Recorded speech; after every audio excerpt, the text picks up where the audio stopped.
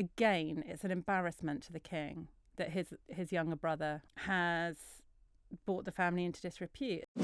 Welcome to the Royals with Roya and me, Kate.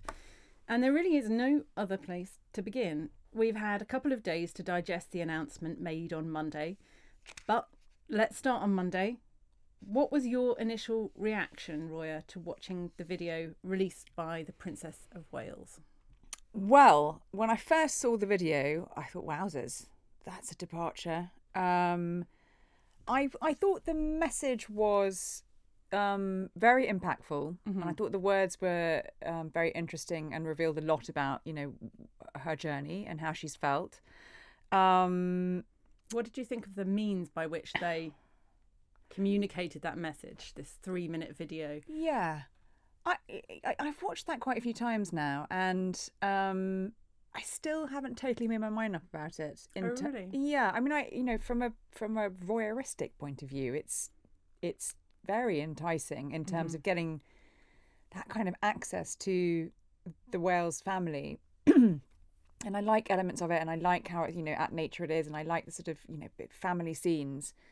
I can see how it has divided opinion in that, some people will say it's a beautiful image of a mother who's been on a very, very difficult sort of journey with her family, and other people who will say it's too picture perfect for, there are other cancer sufferers out there whose reality doesn't look like that. And which I think misses the point, because what she's saying is, this isn't the reality. This is, you get to see me with my family. She's saying it's been very hard. This is the snapshot of the things that she can maybe get back to when she feels well enough. I suppose my only question would be, for that level of access, and and it's a really interesting film to watch on so many levels. You can dissect it. Will the public now always expect that level of openness and access each time there's an update to give? That would be my sort of question mark. Will the public and the media come to expect that level of revelation and intimacy inside the Wales family? In a way, it was very transparent in that, here we are. There was very intimate scenes of her and the Prince of Wales lying on the picnic blanket and sort of cuddling, and in a way that we don't really ever seen before. So in that way, it was kind of sharing something very, very intimate and personal. On another level, it was the message itself and the words of the message, while they were beautiful and uplifting, they just gave us that sort of 2 nuggets of information: that her chemotherapy had come to an end, which was a huge relief, that the last 9 months had been incredibly tough for the family, which is what we've been led to believe, obviously, anyway. And then I suppose with the additional context that she'll be coming back when she can, but she's got a tough road ahead. But in terms of it, she was still not sharing the kind of details of what type of cancer it is, in the same way that the king hasn't. So it was that kind of combination between maintaining that relationship with the public through having that it's long. It was a kind of Hollywood movie 3 minutes. Trailer kind of length, wasn't it? And just as glossy as anything you'd see from Hollywood, I think. I thought she was also quite cleverly managing expectations in terms of her return. I wrote a piece last week that said, look, she's thinking about coming back. And that was very timely, your piece, because you said that she was, that things are improving, but you were cautious in what you wrote as well, to say that it was gradual, and that's what we've... Yeah. That was a brilliantly timed piece. Well, I thought... Thank you. I thought this line was quite interesting in terms of her managing our expectations and the public's, when she said, although I finished my chemotherapy, my path to healing and full recovery is long, and I must continue to take each day as it comes. So, and then we had those comments from William afterwards saying, when he did an engagements in Wales, saying... The following day. Yeah, saying public, there's a long way to go yet. And I thought the combination of that video with her saying that and William saying, and the briefing that we had with the palace in terms of using the phrase cancer-free or not cancer-free. Well, I was going to pick up on that, Roya, because if you agree, I think it's quite... I think people might be quite interested to find the background of how this video was released, because there's a very prominent BBC podcast. I'm not going to name it because, why would we promote somebody else? Ours is better. But they were sort of saying, the royal reporters were cut out of this and the video was just released. Well, that wasn't quite what happened. We had the briefing. We were called to a briefing. and explained that she was going to release this video and the message. And there was a lot of context around the back of it, again, reinforcing that point, that it's going to be a long journey, and that she wants to thank the public, but that she's not going to be returning. We're not going to see her full-time return in the coming months. And also, I thought what was also interesting about the briefing was often we would have the statement from the principals, we call them the member of the royal family, describing what the new lines are, what they want to communicate directly with the public. Then you'll have the Kensington Palace spokesman saying, some background on the record. This time there wasn't that. And I think deliberately so, because they wanted to let the princess speak for herself. She's delivering that message in the same way that she did from the bench earlier this year, when she explained that she had been diagnosed with cancer. Cancer had been found following that January operation. That was her message. And again, this felt very much her message. Yes, she was with her family, but it was interspersed with her kind of feeling the sun on her face in the woods. She's driving the car, she's in the driving seat. And I think it was really interesting, that kind of dynamic, that there was no Kensington Palace official spokesman, yet the machine was there to support her in the context that we were being given behind the scenes, because there was a lot of discussion over, and follow-up questions, as there would naturally be, because she's finished her chemotherapy. Does that mean she's cancer free? And the strong guidance is no. This doesn't mean she's suddenly cured. It means she's finished her chemotherapy, and as she says, there's the path to recovery continues. And I think that is that, and the wider context of that video and that film is to manage people's expectations about how she might want to approach the next few months and the next phase of her life in terms of her recovery. You're right. I agree with you. It's her in the driving seat, literally in that video, and over the last 9 months, because she has, although there's that frenzied speculation in the spring before she announced she had cancer towards the end of March. And when we heard from her in that video, that first video on the bench, and then we had the follow-up on the eve of Trooping the Colour with that message and that picture of her by the weeping willow tree, the messages from her, so we've now had 3 very personal, open, candid, honest, frank messages from the Princess of Wales. And I think there's something to be said about that in terms of all the speculation and, the mood music before March. There's a lot from the media and social media that why were they being so opaque? Why aren't they more transparent about what's going on? And around the world, there was sort of awful speculation and people kind of seeming to revel in, awful speculation of what might be happening to her, which felt, I wonder if it's lessons learned. That they say, okay, well, we can see her in this video. It is reassuring. Okay, they're saying, it's a long way to go yet. And, she wants to stay cancer-free, but they're very much not saying she is cancer-free. But do you think her being as honest as she's been now in 3 different messages, is that her sort of saying, I'm trying to give you context as to why perhaps I am choosing what I'm choosing to do? But does it also quash some of the you're not being upfront with us, because actually even after this there are still people saying, she hasn't said what type of cancer she's got.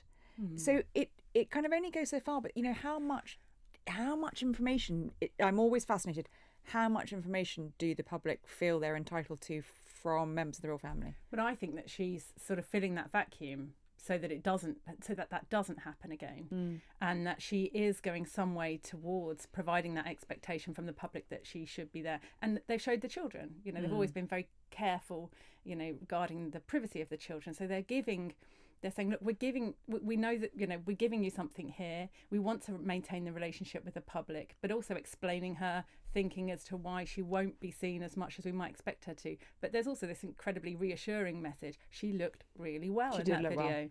Well. She looked strong. She was pushing Louis on the swing really vigorously, driving around. She looked great. Obviously, she's been very, very unwell for a long time, but I think that image of her, she looked very different to how she did in March, didn't she? Yeah.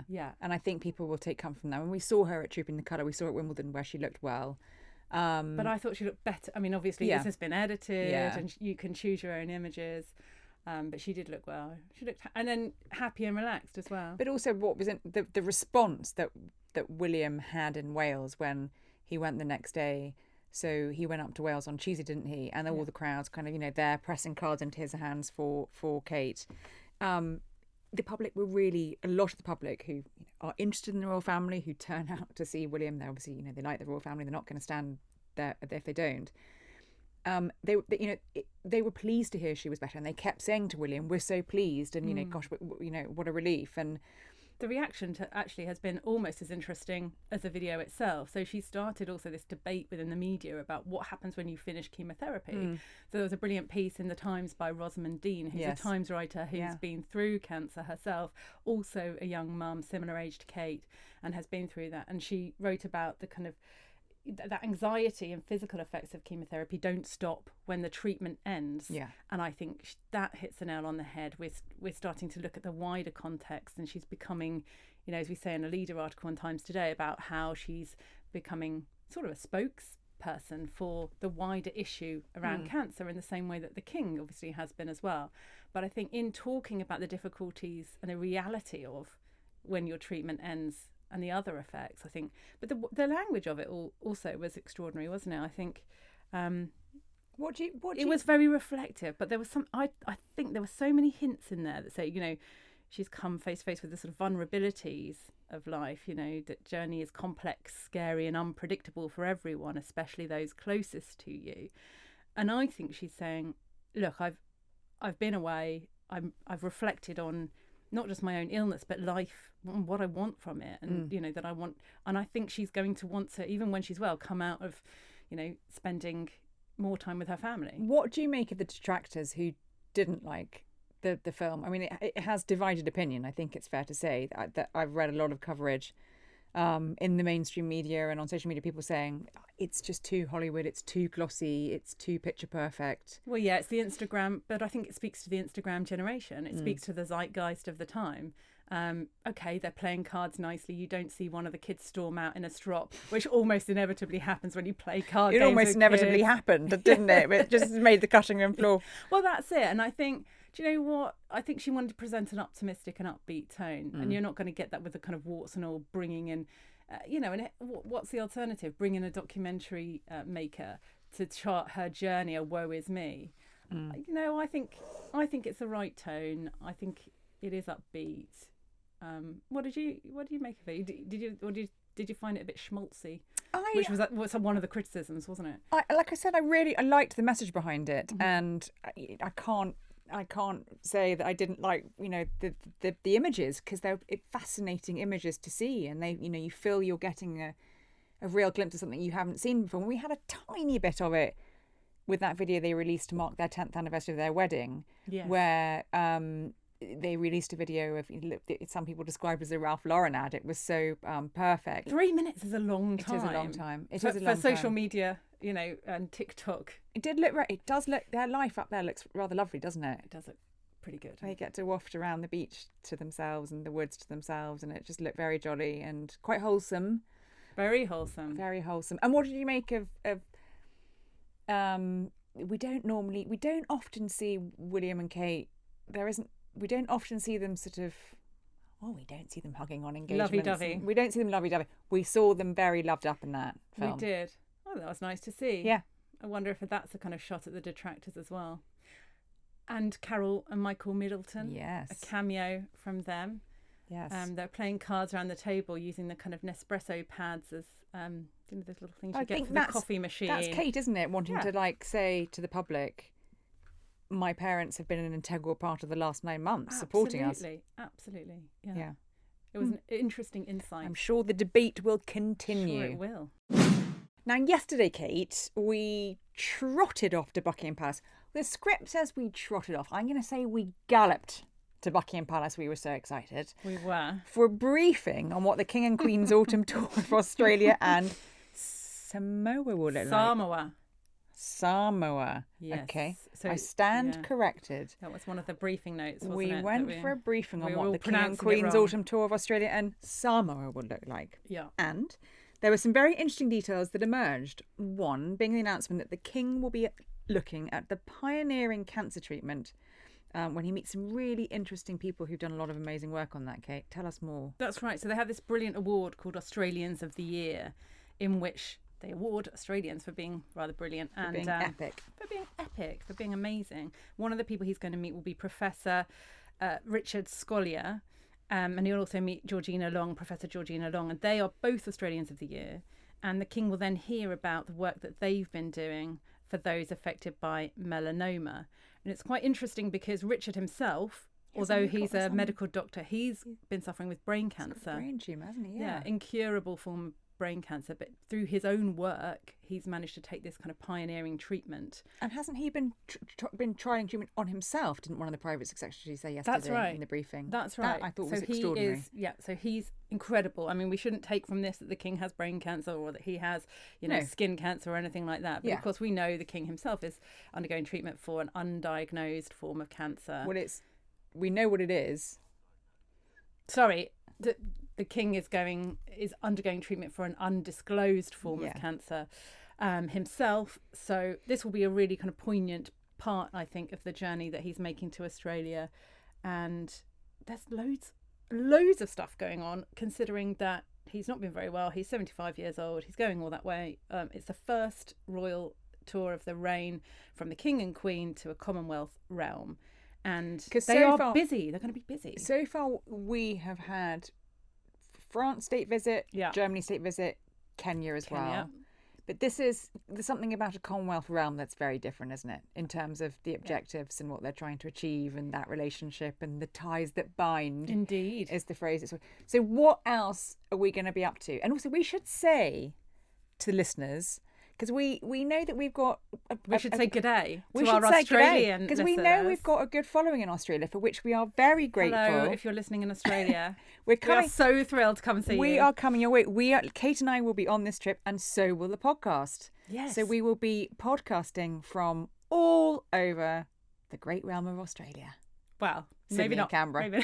Maybe not all over, because it is a very limited... Who knows? We may go off piste, Kate. I hope so. Let's never come back. No, there's all sorts of fun things. Thing I'm looking forward to. What are you looking forward to? That King and Queen will attend a community barbecue in Western Sydney. I know what you complained about yesterday. They're going to have a Barbie. I know, but what you really wanted to see, what you really, really wanted to see was some koalas, you said at the briefing. We need to lobby the palace. We'll for lobby. That. Let's lobby for some. Let's do that. But also, interestingly, they're going to have what we call in Britain a royal walkabout. But there was a lot of discussion about this yesterday, wasn't there, Kate? There was, from the Palisades. They are not going to call it a royal walkabout. They had to keep reminding themselves they mustn't call it a royal walkabout. Why is that, Kate? Well, the royal walkabout... royal walkabout, we should trademark it. # royal walkabout was set up, something devised by the late Queen. The idea that you go and meet the public, the crowds that come out. Shaking hands, basically. Yeah, shaking hands, hello. An informal meet and greet has been known for years as a walkabout. Now, the King and Queen have said that's not really okay because it has ties with the Aboriginal community, and that's their term for a rite of passage, essentially, going through the bush to the outback. Yeah. It's kind of a meditative process. Yeah. So the palace have been told, we're not calling it that anymore. It's going to be called, the catchy name, an opportunity to meet the public. Now that might need a rebrand. If anyone's got a better name for an opportunity to meet the public, I would just call it a handshake about. Handshake about. Yeah, let's do that. If we just start writing it. Okay, handshake in the about. Times and Sunday Times, then it'll just become a thing. That's trademark, by the way, guys. Anyone else that wants to use that. Anyway, we're really looking. What are you looking forward to? I'm looking. And Samoa. Oh my gosh. I'm looking forward to going to Samoa very much, because it's probably not a country that I've got to off my own bat. Yeah. And that is one of the great things about this job, is that we do see some amazing places. We meet some interesting people. We go to some far-flung corners of the globe. Simon, holidays. They are not holidays, Kate. They are not holidays. I thought you said that in the intro to this podcast. I said, people. I was joking. Just to clarify for my editor, they are not holidays. Well, this is the thing. People in the office think you're having a right jaunt, don't they? And then you should see this itinerary in the way that it's all very well for the King and Queen who get whisked around, and then we're on. They don't have to fill out their visa forms, do they? A million squillion times. No, the admin for this trip is extensive, let's say. But it'll be so worth it as we whiz around down under and be podcast to you from the other side of the world. Yeah, and also this idea, the idea of the Commonwealth. Where does it stand in the world? What's the relationship between the Commonwealth and the royal family. You know, William has said in the past he doesn't expect to be the head of the Commonwealth when he becomes king. Now, obviously, Charles is very fond of the Commonwealth and has sought to protect it, you know, carry on the legacy that was started by his mother and his grandfather. And attending Chogam, the Commonwealth Heads of Government meeting in Samoa, as king for the first time will be a big deal. Moving on to something else. Last week, you and I talked about the new trailer for the upcoming Amazon Prime drama about Prince Andrew's Emily Maitlis Newsnight disastrous interview. Something just dropped off the table, but it was kind of perfect timing because that clanger, the clanger was what Andrew dropped when he did that Newsnight interview about his relationship with Jeffrey Epstein. Now, since then, you and I have both had a chance to watch the programme. Yes. And we do have good jobs, don't we? Because it was such fun. It was, I mean, I actually think this is much better than Scoop, which came out on Netflix earlier this year. It's more compelling. It's a 3-parter. I thought, how are they going to get 3 parts out of this? But it's brilliant. I mean, what did you make of it, Roya? I watched it. It was an interesting Monday. It's supposed to be my day off. A scrambled Kensington Palace briefing about the Princess of Wales's health, and then raced over to the screening. Well, I was going to go to the screening just for the canapes because I'd already seen it on my computer on a screening link that the producers had sent me. But I was going to go to the screening just to see my mates and have the canapes. But I missed it because I was writing about the Princess of Wales. But I've seen it. Great about the screening as well was that Michael Sheen, who plays Prince Andrew, and Ruth Wilson, who plays Emily Maitlis, were there for the Q&A. So I agree with you. I thought it's better. It's more interesting. It just takes you in much more than Scoop did, which was a lot about the story of Sam McAllister and her time at the BBC. And this was much more about, I think, in the reads of how they got it. Yeah, it was also more about the Duke behind the scenes at the palace, wasn't it? We're not allowed to swear on this podcast, and we've always said we don't want to swear on the podcast, but he swears a lot. It's very hard to sort of talk about what Andrew says in this programme without swearing because they are swears a lot. Effing and jeffing, as we would say here. Yes. Throughout. I mean, the very first words are F off to a poor footman who stands to be and wants to ask a question. Unbelievably rude. We must remember this is a drama. Someone in my ear is reminding me that these are not Prince Andrew's these are Prince Andrew's imagined words. They are imagined, fictionalised words, and there's imagined dialogue, and yet so believable.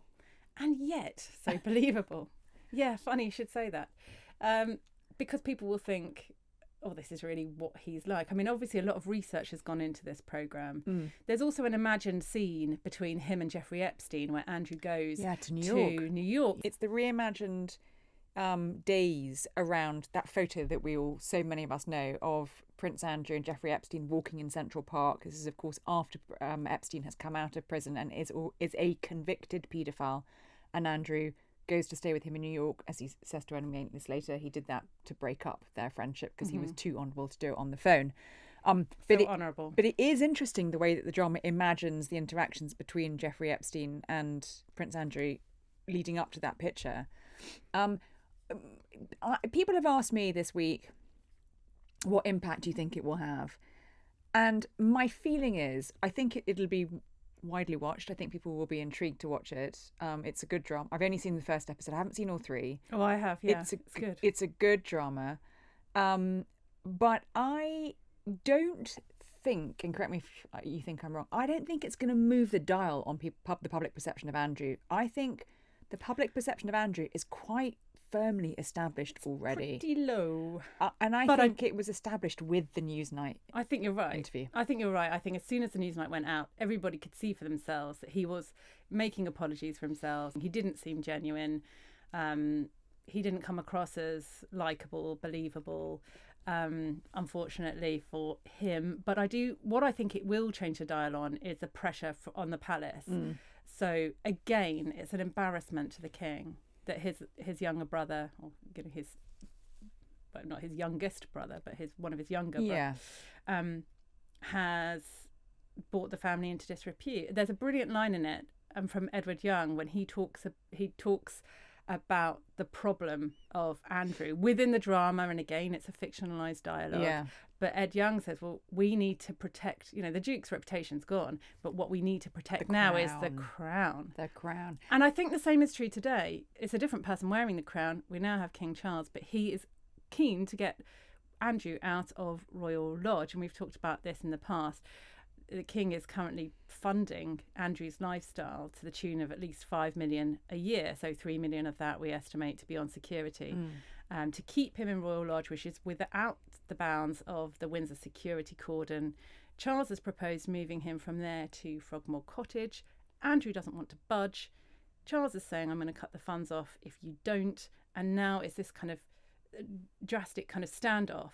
And it's sort of, the programme's really interesting because millions of people are going to be watching this Amazon Prime show around the world called A Very Royal Scandal. I mean, what a title. The Palace aren't going to like that. But that's the crux of it. And Charles won't want this to kind of tarnish his reign. So he's offering a very generous alternative, saying he's going to carry on supporting him and Sarah Ferguson, if that's what they want, but not at Royal Lodge. So it'll be interesting to see how this plays out, because already the wheels are in motion with this. So there's a contract for Andrew's security that's running out before the end of the year. And that's not going to be renewed at this stage. So it'll be interesting to see if that's the kind of push point for Andrew. But it's just yet another embarrassment. Will the King get him out? Let's wait and see. Let's wait and see. So before we go, shall we talk about a new royal sculpture of the late Queen and Prince Philip? It has received mixed reviews, I'd say. Mixed reviews is putting it politely, I'd say. I'd say that's a very polite description and Roya, of the reviews. I want to know your opinion as a former arts correspondent. What you thought of this bronze sculpture. It's created by North Belfast artist Anto Brennan and unveiled in Antrim Castle Gardens on Saturday. I've got to be honest, What was your reaction? I've got to be honest. What was your reaction when you first saw it? And actually, I was there to witness your reaction, which was quite shock and surprise, shock and awe. Shock and awe. I'd be honest and say, when I looked at the picture just before we started recording, I wouldn't have been able to tell you straight away if I hadn't known what I was looking at, who I was looking at. Ooh. There isn't. The corgis. If you scroll down to the corgis. There isn't an uncanny resemblance between the sculpture of Her Late Majesty and, the Duke of Edinburgh and what you actually see. I would say she's wearing the kind of there's a headscarf. There's a sort of knee-length pleated skirt, and there's a corgi at her feet. I would say that's about as far as the similarities go. I think if Philip's sort of standing behind her. The late Queen was an absolute master at portraits being unveiled and her going, and not really being able to sort of know what she thought. I think if she had been still around now and seen that, again, she'd have been utterly diplomatic and not pass judgment on it publicly. I think she might have had a word or two, especially in Ireland, behind the scenes. Royal sculptures are a bit hit and miss, though, aren't they? And so we can only hope that. We also had the recent news that there's going to be a permanent memorial, an official memorial from Britain to the late Queen in St James's Park. Yes. And currently the bid has gone out. Designers are going to be submitting their plans, so we can only hope that perhaps that one might be a little more, if it is familiar. If it is a sculpture of her likeness, that it might be more familiar. That you can look at it and go, oh yeah, that was Queen Elizabeth II. Rather than who's that lady in the headscarf walking her little dog. In conclusion, perhaps artist Anto Brennan has used a large, lashing and generous helpings of artistic licence here. Yes, indeed. Another really busy week on the Royal Beat. When is it not, Kate? Indeed. Now, you're a Kate, aren't you? You're not a Catherine. I am. You're just straight Kate. I'm just a Kate. Yeah, plain old Kate. Because, plain old Kate, nothing plain about you. Oh, thank you, darling. Last week, when I did write that piece about the Princess of Wales's gradual return to public life, and she was thinking about her autumn programme and feeling much better, when we published the piece, I got an awful lot of response from people on social media about her name. And when I tend to write about the Princess of Wales, I give her full title to start with, and then in copy tend to call her Kate, as I have done over the 12 years I've been reporting. Yeah. And that is indeed her name. I know she's technically Catherine with a C, and signs all her official messages Catherine, as you would when you sort of sign your, official documentation with your full name. But I just want to clear this up, because a lot of people, say, you're being so disrespectful calling her Kate. Use her proper name, it's Catherine. Well. Yeah.